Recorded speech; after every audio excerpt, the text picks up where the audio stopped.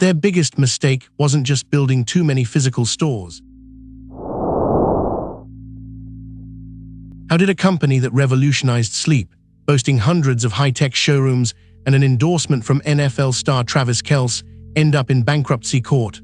On June 12, 2026, Sleep Number officially filed for Chapter 11, crushed under a mountain of debt totaling $672 million. The household giant that promised us the perfect night's sleep had officially run out of cash, shocking millions of loyal customers. To understand this historic collapse, we have to look back at the pandemic boom of 2020 and 2021.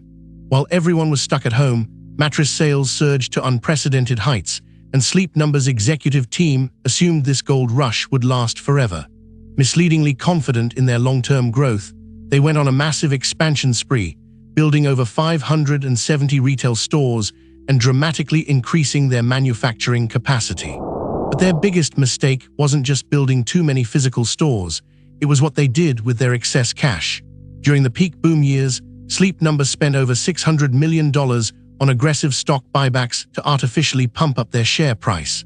In 2021 alone, they spent $131 million more on buybacks than they actually generated in free cash flow, funded entirely by heavy borrowing.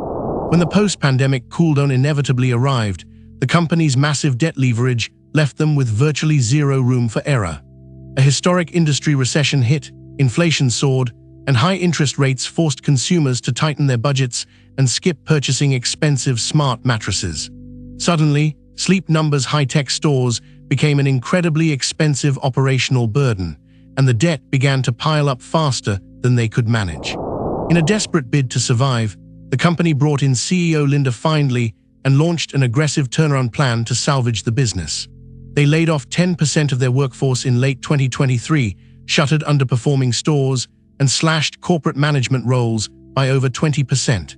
But as the retail landscape continued to worsen, these frantic cost-cutting measures simply weren't enough to outrun their compounding debt.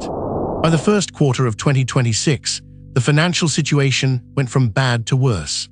Sleep Number's net sales fell 19% to $319 million, while their net losses ballooned to a staggering $50 million.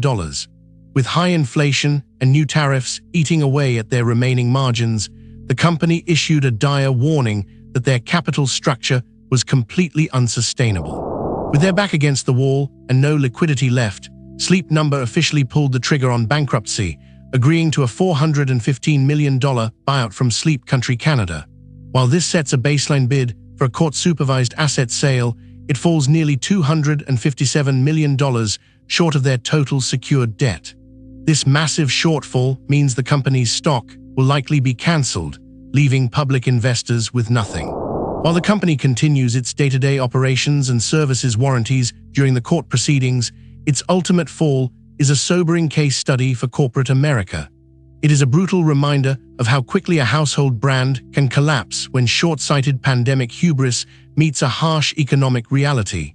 Sleep Number promised to adjust to our perfect comfort, but in the end, they completely failed to adjust to the market.